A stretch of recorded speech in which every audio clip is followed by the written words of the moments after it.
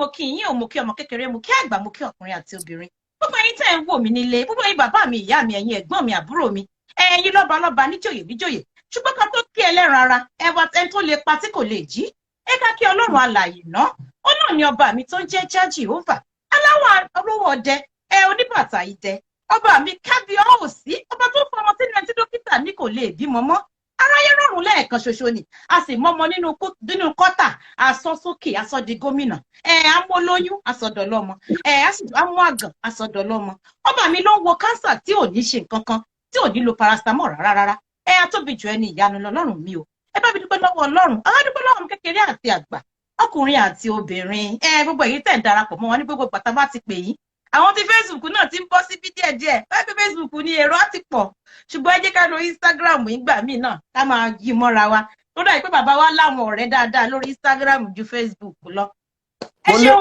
mo lérò lórí Facebook ju Instagram lọ. ṣé ká yí sí Facebook ni ká máa lọ Facebook ni. anyone tó bá wọ̀ ké fún yín. ẹ̀yin ará ilé ṣé ká máa lọ Facebook ẹ jẹ́ tẹ̀lé àwọn fans wa ṣé ká máa lọ Facebook ni ẹ̀yin tèmi. èrò pọ̀ lórí Facebook o. àwọn ṣé ká máa lọ ṣe Facebook ni bàbá wa ikú tẹ́ bá ti ní ká ṣe láti máa ṣe o ṣé ká máa lọ Facebook ni. anyone a lè ṣe díẹ̀ mbà ká lọ sórí Facebook later. ẹ bá wá lọ sórí Facebook àti máa bẹ̀rẹ̀ láti bẹ̀rẹ̀ nìyẹn ṣé ká lọ náà bẹ́ẹ̀ kò má tà. mo níṣẹ́ lẹ́ni. ẹ sọ fún mi pé èyí lẹ fún mi déètì lẹ́ni o ẹ ti gbàgbé ni. bẹ́ẹ̀ni. a promise is a debt o. bẹ́ẹ̀ni mo ń ṣe recording lọ́wọ́ ni mo láti stop pé mo láti dá oyin lóhùn. ok ẹ ṣe gan ni ẹ̀yin ará ilé wọn ní ṣé ká máa lọ sí Facebook ni àbí ká dúró ń bí. wọ́n ní IG ni o wọ́n ní IG náà fẹ́ tọ́ á gbé lọ Facebook tá a bá ti parí á download ẹ̀ sí. ok ẹ ṣe ẹ̀yin ará ilé gbogbo ẹ̀yin tẹ̀ ń darapọ̀ mọ́ mi lè máa ka orúkọ lẹ́yọ kọ̀ọ̀kan ṣùgbọ́n mo ń rí yín ìfẹ́ tẹ́ ẹ nínú sí wa òun náà ló jẹ́ kẹ́ ẹ ká pè yín lọ́wọ́ kan náà tẹ́ sì dá wa lò. tọ́ a dúpẹ́ lọ́wọ́ ẹ̀yin ènìyàn gbogbo ẹ̀yin sọ̀rọ̀sọ̀rọ̀ àti pèdèpèdè tẹ́ ẹ ti ń pè nìkan tó bírú èmi báyìí ẹ dúpẹ́ lọ́wọ́ ẹ̀yin fáǹsì mi tí má ti ló ti yá wọn ló ti yá náà nìyẹn ẹ̀yin ọmọ Ọlọ́run náà tẹ́ tún nífẹ̀ẹ́ Ọlọ́run náà ayé mi mo dúpẹ́ lọ́wọ́ yín o mo ní ẹ ṣeun ẹ jẹ́ ká gbé lẹ̀ bàbá wa ẹ bá mi kí gbogbo àwọn aráalé. mo kí gbogbo àwọn èèyàn mi tó wà nílé o mo kí ẹbí mo kí ará mo kí uncle mo kí sister mo kí lọ́kùnrin lóbìnrin lọ́mọdé láti àgbàlagbà ẹ ṣé o ojú tẹ́ fi ń wò wá kò ní fọ́ etí tẹ́ fi ń gbọ́ wá kò ní di ẹ ṣé fún ìfẹ́ tẹ́ ní sèmi ọmọ yín Ọláolúwa Gbenjo Ìṣọ̀lá. àti ìdíkẹ́ dárúkọ yín bàbá ní kẹ́ kí àwọn aráalé ẹ tún forí kì sí ẹ sọ fún ẹni o. bẹ́ẹ̀ ni o ẹ ṣé gan-an mo dúpẹ́ gan-an fún ìfẹ́ yín. ẹ ṣé gan ni bàbá wa báwo lẹ ṣe kékeré yín bàbá wa. mo ṣe kékeré mi ní abímisẹ́kọ̀ but mo ṣe kékeré mi ní ìlú Ògbómọ̀ṣọ́ ní Àpàké so ibẹ̀ ni mo ti ka primary school tí mo ti ṣe secondary school tí mo wá sí Èkó ní 1998. ẹ ṣé gan ni àwọn iléèwé wo lẹ lọ bàbá wa. mo lọ sí primary mo lọ sí secondary mo dẹ̀ lọ sí university. Jẹ́ ẹ̀kọ́ orin lẹ lọ kọ́ ni because orin yìí náà ẹ kàn gbé jáde náà a dẹ̀ rí pé àwọn yẹn náà ti ń kọrin tẹ́lẹ̀ alójú ilé ìtún lè wọ́n ti bá ọ gẹ̀rẹ́gẹ̀rẹ́gẹ̀rẹ́ torí mo jẹ́ àwọn Jésù wá wò. ṣé ìtẹ̀ lọ kọ́ ní iléèwé yunifásitì yìí nìyẹn ni bàbá wa. irọ́ o mi ò lọ kọ́ orin mi ò dẹ̀ mọ̀ bí wọ́n ṣe ń kọrin láti kékeré bí orin mọ́ mi. bàbá mi jẹ́ pásítọ̀ kí wọ́n gbà tí wọ́n wà láyé wọ́n jẹ́ pásítọ̀ ní inú ìjọ CAC so bàbá mi wọ́n dẹ̀ máa ń kọrin gan bàbá mi ó lè gbàdúrà fún 7 hours ó máa kọrin kan àti prayer point kan orin kan prayer point kan kò dẹ̀ ní fi kan pè kan gbogbo ẹ̀gbọ́n mi àtàwọn àbúrò mi gbogbo pátápátá ló máa ń kọrin èmi nìkan ni mi ò mọrin kan so mo láti gbàdúrà fún Ọlọ́run tó rọ́ máa fi mí ṣe ẹ̀yẹ pé mi ìmọ̀rin kan so mo láti gbàdúrà sọ Ọlọ́run pé kọ́lọ́run kó kọ́ mi bó ṣe ń kọrin ìpè tí máa fi lè mọ orin kan mo máa forin yẹn yìí so kò tó bí ijọ́ mélòó kan somehow mo bẹ̀rẹ̀ sí ní kọrin. so bó ṣe jẹ́ ní ẹ̀kọ́ ṣe báyà mo kọ́ nílé ìwé kankan. tọ́ bàbá wa ẹ ṣeun. Yes, ma. pẹ́ kó tó rí pé ẹ bẹ̀rẹ̀ sí ń kọrin àwọn wo lẹ máa ń wò lókè pé mo fẹ́ dàbí lágbájá tí n bá dàgbà èmi náà fẹ́ káwọn èèyàn mọ̀ mí bíi lágbájá ǹjẹ́ léyàn kankan tẹ́ máa ń wò lókè kó tó di pé bẹ̀rẹ̀ iṣẹ́ tẹ̀yàn láàyò. nígbà tí mo wà kékeré mo máa ń gbọ́ Sunny, Sashina Peters, Òbé, bọ̀ mi ò ní àǹfààní torí pé Ògbómọ̀ṣọ́ mo gbé dàgbà pẹ̀lú grandma mi, mo wà ní àǹfààní láti gbọ́ àwọn orin contemporary music, àwọn orin òyìnbó, orin bíi contemporary music. So ìgbà tí mo dẹ́kọ̀ọ́ ni mo tó ní àǹfààní láti gbọ́ any contemporary music. So dídàgbà mi àwọn tí mo wò ní pé mo láì bọ́ ṣe ń kọrin Sashina Peters, King Sunny Adé àti Òbí Commander. Ìbà ló yẹ ká ṣe fọ́pọ̀ Elédùmarè gbogbo náà lẹ́dá papọ̀ bàbá wa lẹ́dẹ̀ dá gbogbo ẹ̀ papọ̀ náà ló dẹ̀ dodiri. Bẹ́ẹ̀ni. Fún àǹfààní àwọn tó fẹ́ dàbí yín, fún àǹfààní àwọn tó ti ń gbórúkọ yín Laolu Gbenjo, tẹ́kọ̀ rò pé bóyá ẹ̀dẹ̀ dìde lọ́jọ́ kan náà lórúkọ yẹn jáde. Nígbà tẹ́ wá mú iṣẹ́ tẹ̀yàn láàyò tẹ́ mú lẹ́kùnkúndùn pé iṣẹ́ tí mo fẹ́ máa ṣe rèé, àwọn àdójúkọ wo lẹ ti rí bàbá wa? Wọ́n pọ̀ o, mi ò mọ bí tí mo fẹ́ bẹ̀rẹ̀. Nígbà tí mo kọ́kọ́ parí grammar school, so normal thing ni pé tí o máa parí secondary school wàá lọ ṣiṣẹ́ láwọn industrial work, wàá lọ ṣiṣẹ́ ní irú àwọn doing group of companies, so gbogbo àwọn family and friends gbogbo wọn máa lọ ṣe, but èmi sọ fún yín pé mi ò ní ṣe iṣẹ́ kankan London anybody. Ìyàwó Alexis ti dé bí bàbá wa kí o. Alexis kan promoter kan London kan ní ẹ káàbọ̀ ìyá wa. Ìyá wa ẹ káàbọ̀ tọ̀wọ̀tọ̀wọ̀ mo fi kí yín o. Ẹ káàbọ̀ sáàrin wa gbogbo ẹ̀ tó wò wá náà àkọ́rí yín kéré o. Ẹ káàbọ̀ gbogbo yín pátápátá la kí o. Bẹ́ẹ̀ni o. Nẹ́tíwọ̀kì tí wá dáa, wọ́n ní nẹ́tíwọ̀kì wa ò dáa. Nẹ́tíwọ̀kì wa dáa ń bì, ẹgbọ́n ẹ̀yin ará lé. Nẹ́tíwọ̀kì wa dáa, mò ń gbọ́ yín dáadáa o. Ṣé ń gbọ́ mi dáadáa? Mi gbọ́ yín, tó ẹ máa sọ̀rọ̀ yín lọ. Àwọn àdójúkọ là ń sọ̀rọ̀ lọ́wọ́ kí ìyàwó tó wọlé. Alexis promotion akú múra o. Ẹ bá wa dárúkọ fún àwọn ará lé. Oṣù wo gangan lẹ̀ ń bọ̀? Kí ló dẹ̀ fẹ́ ṣẹlẹ̀ nílùú London? Ní oṣù April ni mò ń bọ̀ wá sí London. À ń bọ̀ wá ṣe concert wa pẹ̀lú ìyáàfin Alexis promotion. Ẹ̀yin ará léṣe tí ń bọ̀ wá. Bàbá wa Laolu Gbenjo LG tiwa. Iṣẹ́ local government o. LG Laolu Gbenjo. Àwọn gangan bọ̀ nílùú wa London. Wọ́n bọ̀ wá fún concert. Tẹ́ bá ní ilé ìjọsìn tẹ́ fẹ́ kí bàbá wa Laolu kẹ́ wá kọrin. Ẹ lọ bá ẹgbà ìyá wa Alexis ẹgbà wọn láago. Àbí kẹ́ ẹ pè mí gan ìyá àfi gan. Àbí tó bá fẹ́ ṣe wedding tó fẹ́ ṣe birthday. Ẹ bá ní wedding tẹ́ fẹ́ ṣe birthday nígbà tí bàbá yẹn wà rá ní April. Bàbá wa Laolu máa wà ráràndì. So ẹ kàn sí mi, ẹ kàn sí ìyàwó Alexis. Ẹ kàn sí bàbá Laolu gangan fúnra wọn, LG gangan kí ṣe LG òun ni kí ṣe LG local government o. Laolu Gbenjo. Ẹ ṣeun gan ni bàbá wa. Ẹ kẹ́kọ̀ọ́dà tó rí àdójúkọ tá à ń sọ lọ́wọ́. So nígbà tí mo bẹ̀rẹ̀ mo sọ fáwọn òbí mi wípé mi ò fẹ́ ṣiṣẹ́ London anybody pé mo kàn fẹ́ máa kọrin ni. So wọ́n bú mi nílé, ọ̀lẹ ni ẹ́, o ò fẹ́ ṣiṣẹ́ ni, gbogbo àwọn ẹ̀gbọ́n ẹ, gbogbo àwọn ọ̀rẹ́ ẹ ló lọ ṣiṣẹ́. So ìgbà yẹn mi máa lọ sí church, èmi àtàwọn ọ̀rẹ́ mi a máa lọ sí church ìgbà yẹn. Mo rántí church KICC ní Maryland, a máa lọ máa fi kọ́ piano, máa kọrin, máa ṣe recording. Several times ni mo ti sùn ìta gbá. Ẹ dúró bàbá wa kan ní you are making a birthday shout out for me in April. How possible will that be? Ìyàwó Ayétúndé Babátúndé. Ìyẹn kò sí problem nìyẹn. Wọ́n ní kò sí problem ìyàwó Ayétúndé Babátúndé. Tẹ́ bá kàn sí mi àbí ẹ ṣe inbox sí Laolu Gbenjo, wọ́n máa ń reply message lórí DM lórí Instagram, wọ́n máa dá yín lóhùn. Because mo ṣe fẹ́ràn wọn nìyẹn. Kò sí message tó lè rí báyìí, wọ́n máa dáhùn. Bóyá yes ni àbí no, wọ́n á dá yín lóhùn. Mr. Deji. So gbogbo yín tẹ̀ ń darapọ̀, wọ́n níṣẹ́ ní wá sí US ní bàbá wa, wọ́n ń bọ̀ US, ẹ má wọrí díẹ̀ náà ni. Tábà ti ṣe ti London tó ń bọ̀ US. Wọ́n ní ìgbà wo? Wọ́n ní bolẹ̀ máa wà ní London, wọ́n máa wà ní London, Birmingham àbí Leeds. A máa wà ní London, a máa wà ní Birmingham, a máa wà ní Leeds, a máa wà ní Manchester. Okay, we read US, okay. Wọ́n ní àwọn ní the US concert, Uncle Gbenjo. US lọ́dún náà à ń bọ̀ lọ́dún lórúkọ Jésù. Wọ́n máa wá lágbára Ọlọ́run àgbẹ̀ ibi tí ẹ̀yin gbọ́kàn yín gan òrò. Tí Ọlọ́run máa gbé yín jù bẹ́ẹ̀ lọ ní dáadáa. Bàbá wa rẹ̀ ẹnikẹ́ni tí a bí nínú obìnrin. Àbí tí a gbé jáde nínú obìnrin tó ní ìgbésí ayé yín ó ń bí òun nínú. Ọlọ́run á bá mi filẹ̀, á bá mi pa wọ́n, á bá wọn tí wọ́n palẹ̀ ogun mọ́ nínú ayé yín ní agbára Ọlọ́run. Ẹ tí mo fẹ́ kórí fún yín, kórí fẹ́gẹ́ fáwọn ọmọ tèmi náà bẹ́ẹ̀. Lókè lẹ́ẹ̀ máa lọ. tí wọ́n àmín, gòkè ní bọ́lẹ̀ láṣẹ àmín, Èdùmàrè. àmín.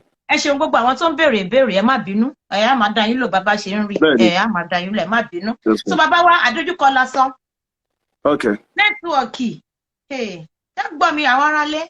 À ń gbọ́, mo rí gbogbo mẹ́sẹ̀jì o.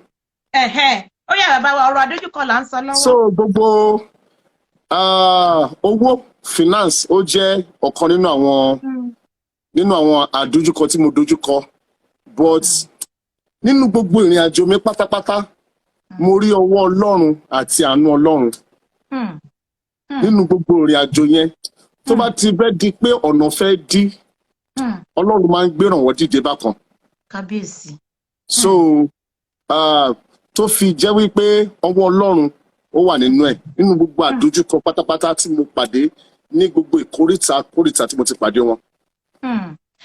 Lajo fashion, Lajo kíkan, London kan, àwọn tí Laolu gangan, àwọn kan ti gbórí wọlé, àti mi dáadáa ní Lajo kíkan, London kan, aláṣọ kan, ọmọ aṣọ gangan. Lajo kà ń bọ̀ lẹ́pẹ́ o. Ní April, ẹ dákun, April Laolu máa wọlé, ó máa wọlé, ó máa wá London ní gbogbo agbègbè ibi tẹ́ bá ti fẹ́ wọn, yín tẹ́ bá fẹ́ ṣèyàwó, ẹ fẹ́ kọ́kọ́rin nínú ìkómọ yín ni, tó bá ti jẹ́ April, ẹ ṣáà jẹ́ ká mọ̀ before April, so that wọ́n ti lè fi sínú details wọn, wọ́n ti kọ sílẹ̀, ó jẹ́ birthday ni, ó jẹ́ small church ni, ó jẹ́ surprise gan lẹ fẹ́ ṣe, torí àwọn olólùfẹ́ wọn gan fẹ́ kán rí wọn, get in touch pẹ̀lú bọ̀dá Laolu àbí Alexis promotion. Alexis, come get in touch pẹ̀lú Alexis better. Okay, wọ́n ní ká get in touch pẹ̀lú Alexis. Gbogbo details Alexis a máa fi sórí Instagram, gbogbo social media wa. Instagram kan rí Alexis promotion, kan send message sí wọn, àwọn náà down, wọ́n á reply yín. Ẹ ṣeun gan ni. Àwọn àlejò ò jẹ́ ká máa béèrè question, ṣùgbọ́n á sì béèrè ọ̀rọ̀ àdójúkọ là ń sọ bàbá wa. Káwọn èèyàn má rò pé bóyá Laolu Gbenjo kò sùn ó dẹ̀ jí, Ọlọ́run dẹ̀ ṣàánú ẹ̀, ó dẹ̀ ṣe ń lọ náà nìyẹn. Sọ jẹ́ káyé mọ̀ bàbá wa. So bó a dúpẹ́ lọ́wọ́ Ọlọ́run, mo ti ń kọrin láti professionally láti first album tí mo ṣe ní 2008. 2008 ibẹ̀ ni mo ti kọ Olúwa gba gbogbo ògo, Olúwa gba gbogbo ògo, gbogbo lórí ayé mi, gbogbo nínú ilé mi bàbá o, Olúwa gba gbogbo ògo. So lẹ́yìn ìgbà tí mo ṣe album yẹn tán, mo ní ìrètí púpọ̀ ńgbà tí mo ṣe album yẹn pé àwọn yẹn máa pè mí sí church, wọ́n máa pè mí káàkiri fún wedding, hope mi wọ́n high gan gbà yẹn, bó mo kàn wá rí i pé àwọn èèyàn ò pè mí o, tó máa tún pè mí lọ sí church gan sẹ̀ gan, owó kan tí ò ní lárí náà máa fún mi, then ó tó wá dàbẹ́ ni pé à ń bí àwọn èèyàn fi pé kán ra CD wa, kán ra album wa gbà yẹn. So mo wá stop orin kíkọ, inú bí mi, mo give up, mo stop orin kíkọ fọ́dún méje. So serious one o, mo stop orin kíkọ fọ́dún méje. Mo bẹ̀rẹ̀ sí ní ṣe business around music, mo ní sound táwọn èèyàn máa fi rẹ́ǹtì irinṣẹ́ fáwọn olórin, fáwọn tó bá fẹ́ lọ ṣe wedding and all that.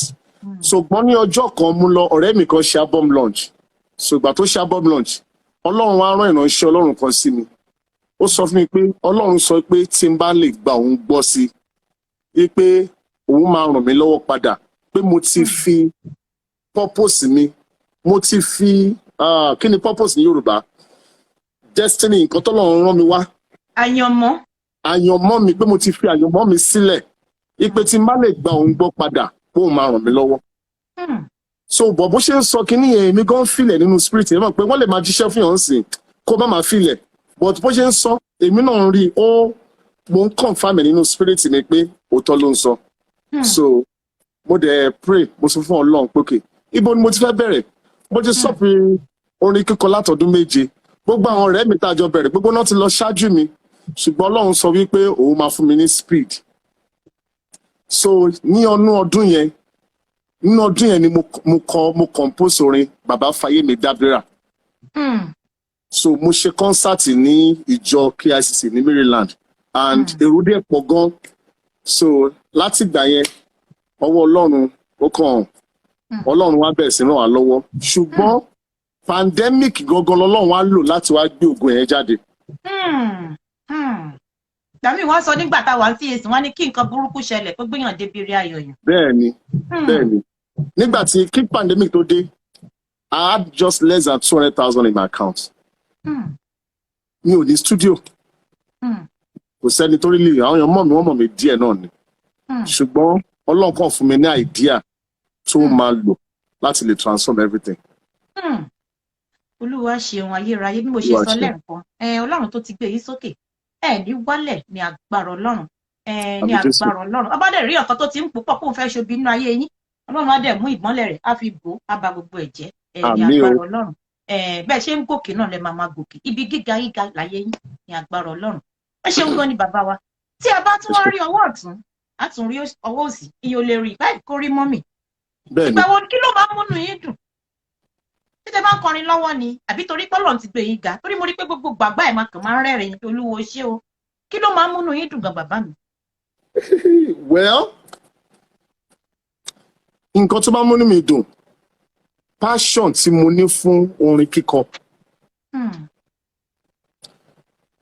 passion tí mo ní pẹ̀ fún orin kíkọ àti wípé tí n bá rántí wípé àwọn èèyàn ojú mi náà ń wò láti jẹ́ kí inú wọn dùn even tí bá go through pain tí bá wà nínú ìlera mo máa fẹ́ máa rẹ́rìn-ín pé mi ò mẹ́ni tí ẹ̀rín mi tó máa dùn nínú.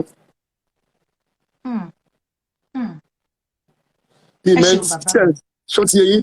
Bẹ́ẹ̀ni ó yé mi ẹ ṣeun gan ni bàbá mi ayọ̀ yín náà kò ní dìbànújẹ́ ní agbára Ọlọ́run ẹ̀rín ayọ̀ ní títí yín máa jẹ́ ní agbára Ọlọ́run gbọ́gbà mí gan tí ọ̀tá bá ń wòyàn ó rò pé bóyá yóò mọ sunkún ẹ wá máa rẹ́rìn ní gbogbo ìgbà àwọn àlọ́ babaláwo ẹ̀ pé tí mo rò pé yóò mọ sunkún ẹ̀rín ní mọ̀ rìn nítorí pé yìí kò jẹ́ kó yìí kò jẹ́ kójú ó ti ra yẹ̀ ẹ̀dẹ̀ yẹ kójú ó ti Ọlọ́run nínú ayé yín ẹ wá rẹ́rìn wọ́n wá múra wọn wọ́n yìnra wọn lọ́rùn lórí ọ̀rọ̀ ayé yín wọ́n sọ fáwọn èèyàn pé ogun téèyàn mọ̀ lèèyàn dúpẹ́ fún irú ogun tó lọ́n ṣe ní kọ́nà yẹn ṣéèyàn mọ̀ ni èèyàn ní lọ́wọ́ èèyàn ò ní kéèyàn máa dúpẹ́ ṣùgbọ́n ní nǹkan pàtàkì tí mo máa ń sọ lórí ètò yìí ni pé mo ṣoore kò gbè mí ó lọ́wọ́ ọ̀kànkà nínú ni o ta ni wọ́n ti múnú rẹ̀ dùn lọ́sẹ̀ yìí ta ló ṣeré fún tí ò sọ fún ẹnìkejì ta ló múnú ẹ̀ dùn lọ́sẹ̀ tó kọjá àti lọ́sẹ̀ tá a mú yìí àbí nínú ọdún tá a ṣẹ̀ṣẹ̀ mú yìí ẹ máa jẹ́ ká máa ṣàánú wọn lẹ́ni tó bá ti ṣàánú wọn ní ó rí àánú gbà Ọlọ́run á máa pèsè fún yín òkè báyìí lọ́wọ́ yín á máa lọ ní agbára Ọlọ́run ẹ ṣeun gan bàbá wa mo rí pé tẹ́lẹ̀tẹ́lẹ̀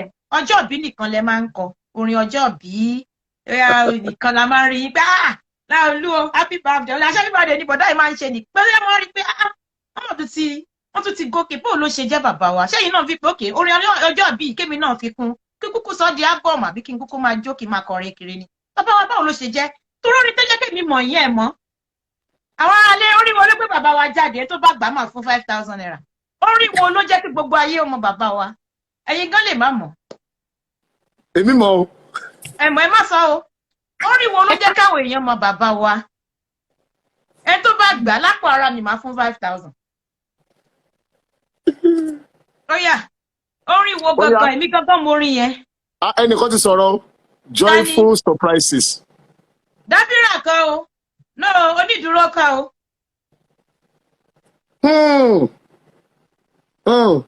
Onídùúró kan dábìrà kan. Ó dà pé mọ nǹkan tí mi ò mọ olóòtú ó dà pé mọ nǹkan tí mi ò mọ. Ẹ̀yin kan máa lọ 5,000 padà fún mi nìyẹn o. Dábìrà kan onídùúró mi kọ́ o. Sí mi ẹ̀yin tó tọrọ pé kò lè níláárí ẹ mọ wẹ́ẹ̀dì tẹ lọ kọrin sí mi ẹ ti rántí. Ẹ ti rántí. Orin dábìrà orin yẹn ni dábìrà. Ó ní dábìrà bọ̀ wẹ́ẹ̀dì yẹn gangan ló jẹ́ káwọn èèyàn mẹ́rin tó ń jẹ́ LG. Ẹ mọ̀ orin wẹ́ẹ̀dì yẹn gangan ló jẹ́ káwọn èèyàn mi ní dábìrà kọ́ ẹ gbá ìyàwó ọjọ́ ìfúnná ṣùgbọ́n orin tí mi yẹn gangan olójẹ káwọn èèyàn bá ta ló ní yìí tí mi yẹn náà tún wá kọ mọ́lẹ̀ tí mi ò ní agẹ́rì tọ́lọ́run lò láti gbé yín dìde èmi kan sọ tèmi ni o ṣùgbọ́n sí mi yẹn wẹ́dì sí mi yẹn olùyà pété ló kọrin yìí gan yes bẹ́ẹ̀ ni yes that is it yeah it's on YouTube orin yẹn gangan ló jẹ́ káwọn èèyàn mọ̀ wọ́n kí ni àwọn bàbá náà máa fẹ́ mi 5,000 gbá ìyàwó Yolú gbá wọ́n ní dábìrà àlùjọ náà sí mi ni. Okay, olóòtú dábìrà ni bọ̀ kò ń ṣe orin dábìrà ábọ̀mù yẹn gangan so wedding tí mo ti perform orin dábìrà òun ló go viral tó wá gbé ní jáde. bẹ́ẹ̀ ni bọ̀ kì í ṣe tíráàkì dábìrà yẹn gangan. Orí tẹ tíráàkì náà, orí dábìrà tó. Bàbá wa ó ní o ìyá wa Bísí Àyìndé wọ́n ṣọjọ́ ìbílẹ̀ ni o fọ́ọ̀mù Oyinin ó ní kẹ́bi 30 seconds kọrin fáwọn 30 seconds. Ta ló ṣọjọ́ ìbí kí lórúkọ wọn? Ìyá wa Bísí Àyìndé wọ́n ṣọjọ́ ìbílẹ̀ ni ó ní kẹ́bi 30 seconds kọrin fáwọn. Olórí Bísí Àyìndé, Olúwa ló ní glory, ọ̀tá rẹ̀ ló ní story, Bísí Àyìndé ó mujojo. Olúwa ló ní story, ọ̀tá rẹ̀ ló ní story, Bísí jùrù.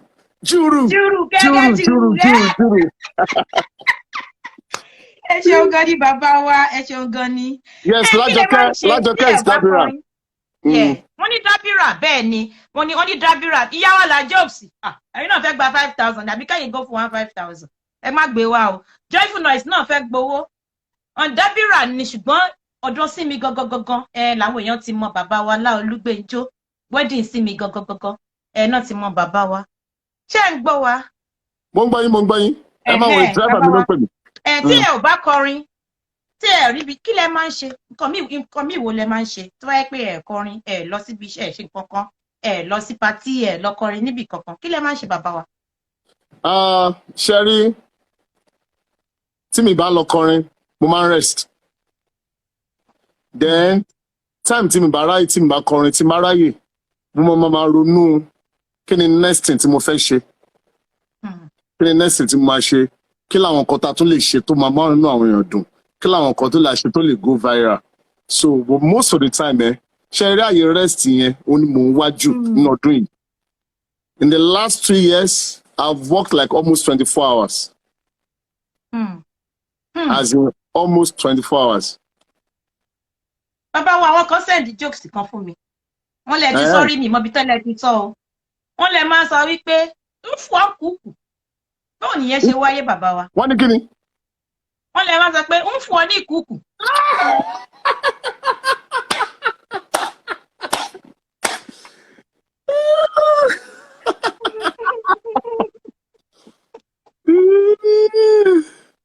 Ok, ìgbà tí mo dé látògbómọ̀ṣọ́ mi ò gbóyìnbó so èdè ló wà lẹ́nu mi èdè paraku ló wà lẹ́nu mi. Bí ẹ bá dẹ̀ lédè lẹ́nu yẹn máa ṣe bẹ́ẹ̀ tó jẹ́ ntùdí. A pé wọ́n má sùn mọ́ mi wọ́n fọ́ ní kùkù wọ́n jọkà wọ́n fọ́ ní kùkù mọ́mọ́ sùn mọ́ mi o so àwọn ọmọ tó wà lára àwọn tínéjà tó wà lára mi wọ́n máa fẹ́ wájà mi wọ́n máa fẹ́ gbọ́ èdè tó wà lẹ́nu mi nígbà yẹn ibẹ̀ ni wọ́n fọ́ kùkù ti jáde.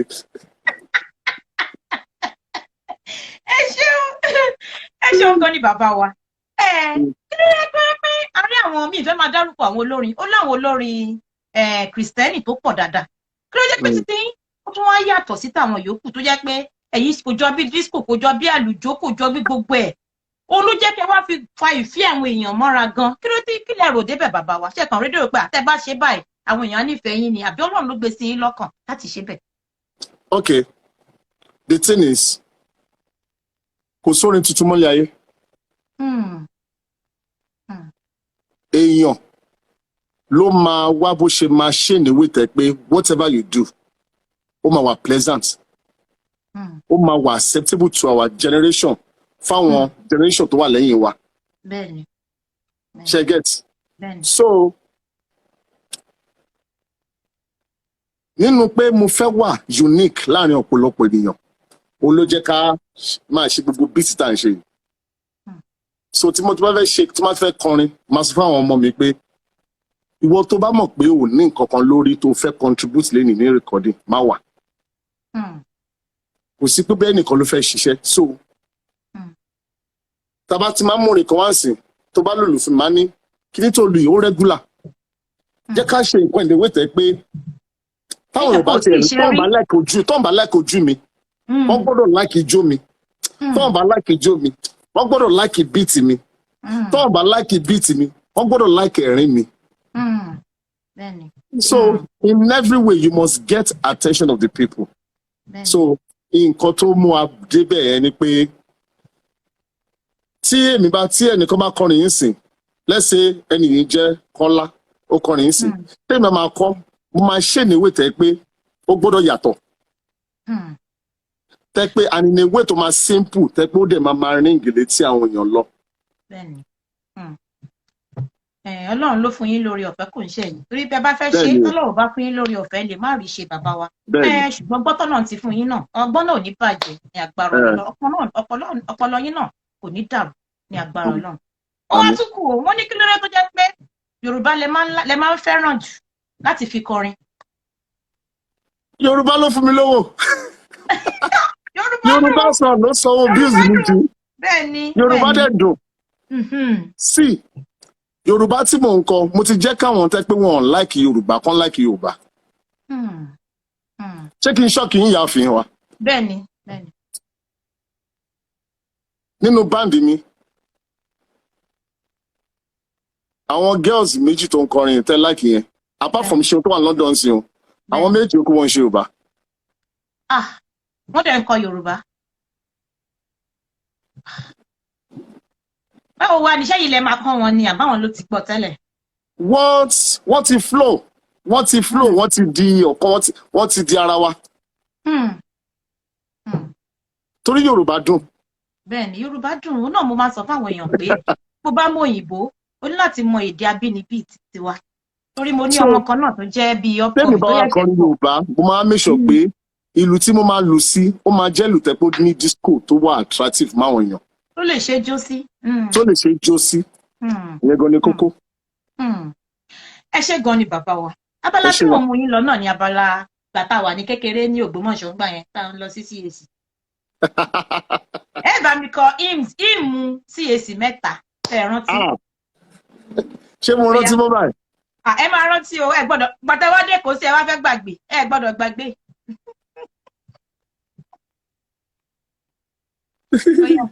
Ó yá kí n kọ́ òkè ẹ kí n mú mi ná. Ẹ̀yin ara wa nílé orin wo ni kí n kọ? Ó yá orin CAC wo ni kán kọ? Àfọpẹ́ fọ́lọ́run lọ́kàn àti lóhùn ẹni ṣòun ìyanu nú ẹni táyé yàn nú ẹni tààrà nígbà tá wà lọ́mọwọ́ gbàtà wà lọ́mọ olóró tiwa òun ló tọ́jú wa ó sì fẹ́ bùn ìfẹ́ ó sì fẹ́ bùn ìfẹ́. Láyé àti lọ́run. Èwo ló tún kọ tí máa kọ? Wọ́n ní ẹ̀yin ọba ògo.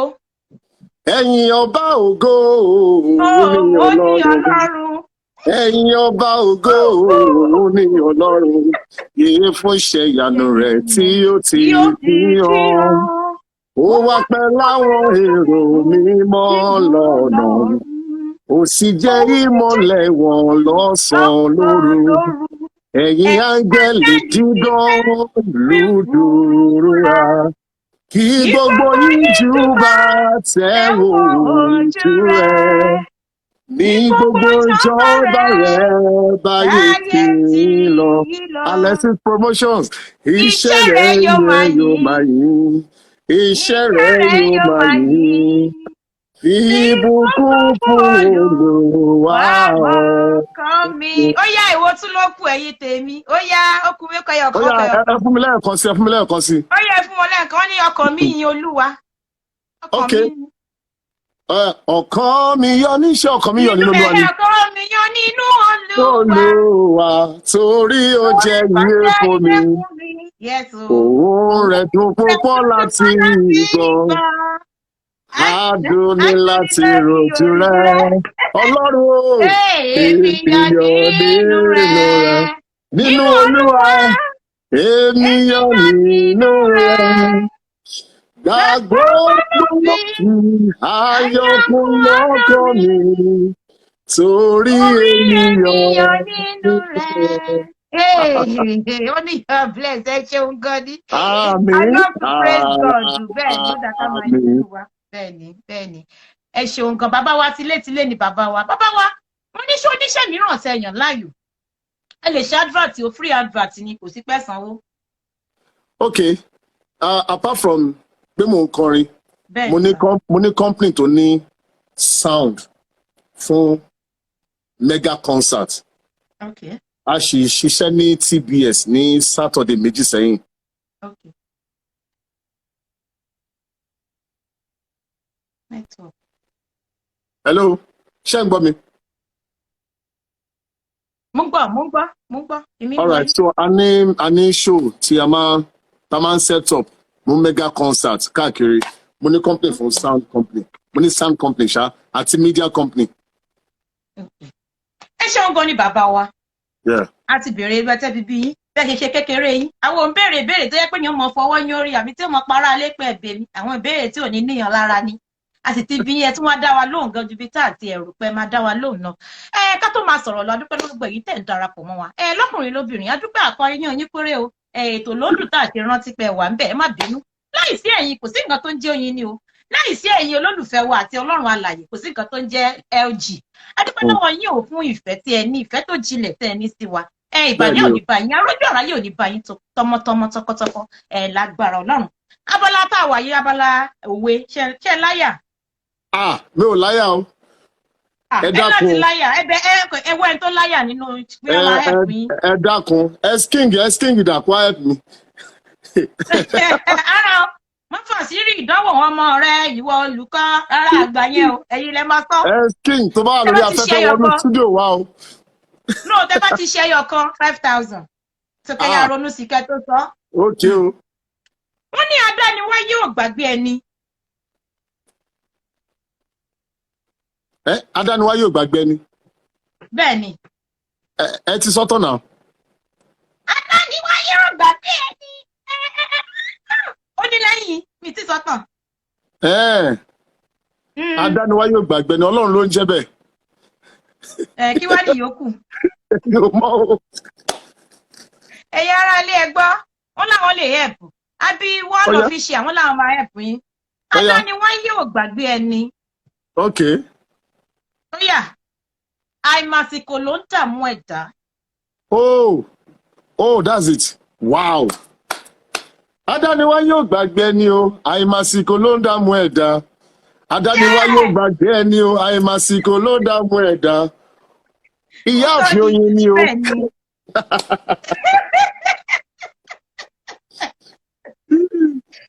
Wọ́n ní ẹni tó ń bẹ̀rù àti ṣubú. Lajoke, help me out now. Lajoke ọmọ Èkó.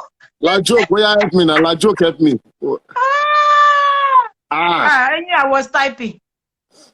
5K ti dúró bẹ́ẹ̀ ni o ẹ máa bá mi calculate. Bọ́dá Laolu ti jẹ́ bí 5,000. Yeah. So kí lẹ sọ náà kí lẹ pè lẹ́pẹ̀ẹ́ náà. Ẹni tí ò bẹ̀rù àti ṣubú. It must be very bold. He's a bold man. Ẹni tó bẹ̀rù àti ṣubú. Ẹni tó bẹ̀rù àti ṣubú, sorry. Ẹni tó bẹ̀rù àti ṣubú. Ó jó ní. Ẹ bá wa sọ́tọ̀. Ẹni tó bẹ̀rù àti ṣubú. Àti dìde á nira fún. Oh, wow. Bẹ́ẹ̀ni. Torí pé èèyàn bá ṣubú èèyàn ń dìde. Ẹ wo àwọn èèyàn burú ẹni dẹ́ màmí ó ka ọmọ ní bá mi ka 10K. Oh, help me out bá mi ka 10K. Mo ti dolówó lónìí. Àwọn àbáwọn èèyàn lówó lẹ́nìí. Àwọn mo ti rò pé báwo ṣe máa jẹ́ ní owó yìí báyìí. Olúwa máa ṣe o tó fèrè síṣẹ́ mi lẹ́nìí. Kò sí wàhálà. Ok, wọ́n ní ìgbà ìpọ́njú là ń mọ̀ rẹ̀. Ìgbà ìpọ́njú là ń mọ̀ rẹ̀ kò sọ̀rọ̀ òtítọ́ nìyẹn. Ẹ̀yin ará lórí ẹ̀fílẹ̀ ó yá mi ìfẹ́ jẹ́ 15K 10K ti tó mi. Mo ò gbóhùn kankan mẹ́rin. Ó ga o. Lajoke, you just say wow. Lajoke ò mọ nǹkan kan wọn mọ̀wé rárá. You are too touch babe. You be touch babe. You don't know anything. Yeah, she be touch babe. Ọmọ aṣọ. Yeah, bàbá wa ní bí kí lorúkọ kíní kan concert. Wọ́n ní 15K straight. Yeah, 15K ni ó yá. Ẹni tí wọ́n make 15K again. Dé wù mí àbí kí lorúkọ yìí. Wọ́n ní ọjọ́ tó bá burú là ń mẹ́ni tó fẹ́ ni. Ṣé òwe náà nìyẹn náà? Ìgbà ìpọ́njú là ń mọ̀ rẹ̀. Ọjọ́ tó bá burú là máa mẹ́ni tó fẹ́ ni. Oh, wow. Olóògbé ìpè bóyá kásùn bí ẹni tó kú káwọ ẹni tó ṣe pẹ̀lẹ́. Bẹ́ẹ̀ ni. Ó tún bára mu. Àtọ́kẹ́ Ìbàdàn ọgbọ́n náà sọ wípé. Nígbà tí bàbá fún yín pé onífẹ̀ẹ́ yín. jẹ́ kọ́ta yẹn wá ṣubú gba ẹ lẹ máa mọ ẹni tó fẹ́ ni Wow. àbí Ó tọ́ kọ́ta ni yẹn o. wà ní ìṣòro tó bó ṣe lọ nìyẹn kì í ṣe pé bóyá àmọ́ bóyá ẹ gbà àbí ẹ gbà torí tó bá pè yín sí BBC Yorùbá àbí prógráàmù míì ẹ̀yin náà wá ṣe bí champion pé yẹ́ ẹ̀ mo mọ̀ ẹ fi gara dáhùn. Wọ́n ní ẹni tí ò bá dúpẹ́ orí àná. Ó dàbí ọlọ́ṣà tó kóni lẹ́rù lọ. Abaramóore jẹ ni. Ó máa ń jẹ́ kó oore oṣù ní í ṣe. Oh, wow. Bẹ́ẹ̀ni. Ìyá wa ẹ máa wá kọ́ mi ní Yorùbá tá a bá ti parí program yìí Ẹ o. máa kọ́ a tún máa fi kọrin gan. Ẹni tí ò dúpẹ́ orí àná. Gẹ́gẹ́gẹ́ títí gẹ́gẹ́gẹ́gẹ́gẹ́gẹ́ ó ti gẹ́gẹ́. Oh my Ẹ God. ṣeun bàbá wa. Abala tá a wà yìí ẹ mọ̀ o. A máa sọ́nà ni. Kẹ́ bá lè mọ̀ pé ti gbọ́ lórí ètò kan tí à ń pè ní ètò yín ni. Tó ẹ̀yin ará létẹ̀ ń gbọ́ wa. Ètò yín ni ò wà fún èèyàn kankan pàtàkì. Ó wà fún gbogbo ẹni tó ń ṣe dáadáa lórílẹ̀‐èdè Nàìjíríà. Bóyá pé ṣúmẹ́kà ló ń ṣe kó mọ̀ yan bọ̀ọ̀lì. Tó bá ti ní fóònù tá a dẹ̀ sì lè ṣe interview ẹ. Àwọn èèyàn náà wá bọ̀ wọ́n wà á rajà lọ́dọ̀ rẹ. 20k lẹ́jẹ̀ mi wáyé ẹja tó sìn 20k mi.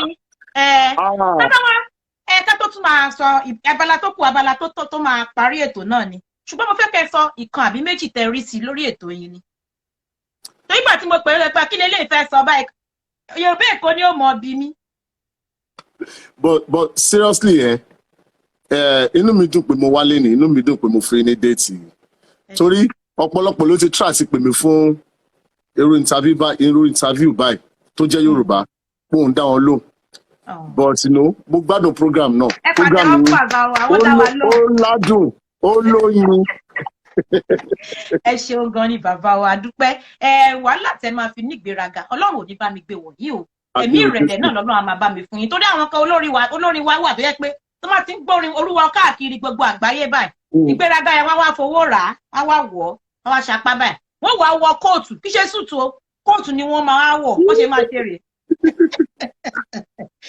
Ẹ ṣeun bàbá wa nígbà tí a wà ní kékeré ní abẹ́ òṣùpá aláwọn orin kan tí a máa ń kọ ṣé lè rántí bóyá méjì àbí mẹ́ta.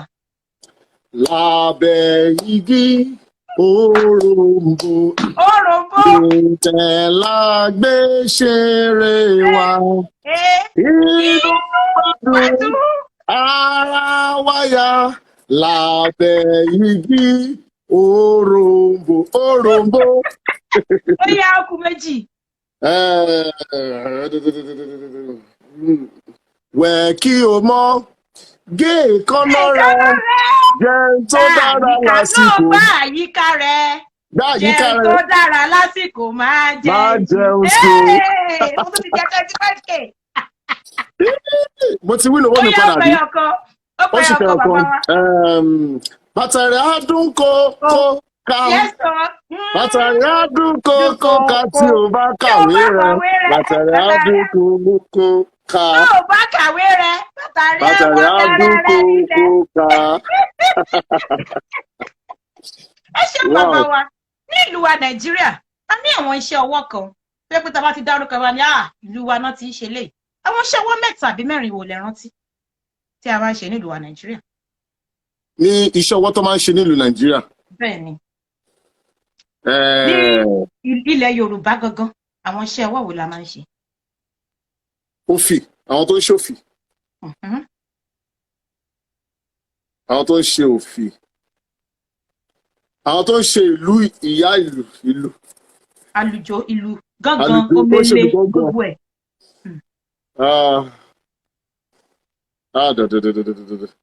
Oko dídá. Bẹ́ẹ̀ ni ara ẹ̀ náà ni a ní oko dídá àwọn tó ń ṣe àdìrẹ àwọn tó ń ṣe bẹ́ẹ̀ ni ó pọ̀ àwọn oko ríro náà wà. Bẹ́ẹ̀ ni.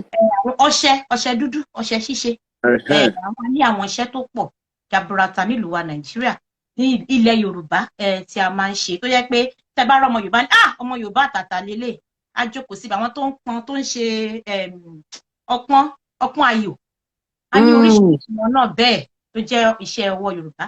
Bàbá wa àwa ní àwọn ìlú kan bíi Èkó, Èkìtì, Ọ̀yọ́, Oǹdó àwọn nínú àwọn ìlú tí mo kà sílẹ̀ yẹn èwo ni a lè fi àmì sí ọ̀rọ̀ wọn. Kí lẹ pé? ẹ san 5,000 kí tó dá padà ó ti Èkó, lọ. Èkó, Èkìtì, Ọ̀yọ́. Ọ̀yọ́ ni. Ọ̀yọ́ la lè fàmì sí ó yẹ ẹ fàmì sọ́yọ́. Ọ̀yọ́. ẹ fàmì sí. Ọ. I. Ọ. a ní àmì re. A ní àmì dò. A dẹ̀ ní àmì mí. Ọ̀yọ́ máa wá jẹ́ Ọ̀yọ́ á jẹ́ dò mí. A lè fi àmì sí wáí, a lè fi àmì sí ó àti ó. Ṣé ti rí bẹ́ẹ̀ yẹn? Ìlú tẹ́ ti wá bàbá wa Ògbómọ̀ṣọ́, ẹ fàmì sí Ògbómọ̀ṣọ́. Ìyẹn ti tóbi jù náà, ìyẹn ti gùn jù. Ó dẹ̀ ẹ fàmì sí onídùúró ń gbà yẹn, onídùúró ṣáà simple. Ó ní dúró. Ó. Ẹ jọ̀ọ́. Help me. Dábírà ńkọ́, ẹ try dábírà yẹn short. Dábírà náà gùn. Dábírà. Do. Do mi fa sọ láti do ti la sọ láti do. Ọlọ́dún dábírà is mi do. Bí mo yẹ sọ fún yín pé a ní àmì re. Okay. A dẹ̀ ní a ó hẹ́ yí owó hù. Ó bẹ́ẹ̀ ni. Tẹ bá ti ní gbogbo ayẹyẹ owó yẹn la lè fàmì sí lórí. Ayẹyẹ ọ̀hún. Ó yẹ kí ẹ sanwó fún mi ìjà rẹ bá jẹ sọmọ. Pàápàá kọ yín dùn mí. This is very, very interesting. Dábírà is mi do. A ò sọ pé ká fi ṣèyẹ ká fìyàn ṣe yẹ̀yẹ́. Ká bá múnura wa náà dùn náà ni àwọn kọ́ọ̀dù ẹkú ti pé tó ti gbọ́ gbẹ̀yìn. Wọ́n ṣẹ̀ṣẹ̀ ń gbọ́ lórí ètò lónìí. Àwọn àgàgà wọ́n tà tí ẹ wà nílò òyìnbó. Ẹgbẹ́ ọ̀kan tí la joke sọ. Bẹ́ẹ̀ni ìdájọ́ pé yín yá da 10,000. Ẹ bá lè ti pè mí náà 10,000. Má ṣe kí ìfẹ́ wo èèyàn 20. Kò sí wàhálà ń bẹ̀ 100,000. Ìwé èèyàn 20 kò le. Oh my God. Kò le rárá. Ẹyin náà yẹ ká jẹ́ ẹnu ṣé àwọn torí tàwa nílò òyìnbó. Àwa náà nídìí owó náà. Náírà is náírà rárá. Owó yín máa rà wá nígbà yìí. Ẹ jẹ́ kí n gbé yín jáde síta. Ẹ bá wọn rí àwọn kan tó fẹ́ ṣọjọ́ bí. Àbọ̀ fẹ́ ṣèyàwó, wọ́n fẹ́ sílé. Wọ́n fẹ́ ṣe surprise fáwọn ẹbí wọn ni. Báwo náà ṣe lè pè yín? Ṣé ní láti sọ sílẹ̀ ni àbí tó bá kú bóyá ọ̀sẹ̀ kan? Bàbá wa. Ṣé fáwọn tó bá fẹ́ ṣe ìnáwó? Bẹ́ẹ̀ni, tó fẹ́ ṣe ìnáwó, wọ́n fẹ́ ṣòkú àgbà ní o, wọ́n fẹ́ ṣe surprise ní o, wọ́n fẹ́ kọrin lọ́jọ́. Wọ́n láti pe nọ́mbà tó wà lórí péjì wa fún bíi 2 months. 2 months, 3 months, tó rà máa ní booking gan, tó rà busy gan. Ẹ̀wọ̀n náà wọ́n yẹ ká jẹ́ owó yìí, busy náà owó ni. Missionary mà ní mí. Ní kíni? Missionary ni mí. Ó tọ́ lẹ́pà. Ọlọ́run nìkan ló ń tọ́jú mi o. Ó tọ́jú orí bẹ́ẹ̀. Ẹ wò bẹ́yìn ṣe fáìn tójú yín dán. London wẹ́dà lóyìnbó ló jẹ́ kí sí wa nígbà kó sí ìtọ́jú. Èmi gan fẹ́ dán bẹ́ẹ̀ ṣe dán yìí. Joyful surprises lára àwọn fans yín nìyẹn, wọ́n lè kọrin yín lójú oorun. Wow. Bẹ́ẹ̀ ni àwọn fans yín náà ni. Ó yá joyful surprise tí mi bá follow yín máa follow yín lẹ́nu. Ó yẹ follow wọn padà. Follow me, I follow you. Gbogbo ẹni tó ní àwọn mi lórí ètò ó yẹ follow yín ni. Oyìn lókè òkun ó yá ẹ máa follow yín àwọn àtọ́kẹ́ ẹ ṣeun. Ẹ follow wa. Gbogbo yín ara lé àdúpẹ́ lọ́wọ́ yín o. Ọ̀dà Laolu mọ̀ pé bẹ́ẹ̀ ṣe wà gan-an. Ó yá for 1 minute ká tó lọ. Okay. Hallelujah. Hallelujah. Hallelujah. Mo lè kọrin lójú oorun. Lọ́pọ̀ gan. Hallelujah. Hallelujah. Oh my God. Bí mo ní ní bàbá o. Yes, o. Èso nìkan ni mo ní ní bàbá.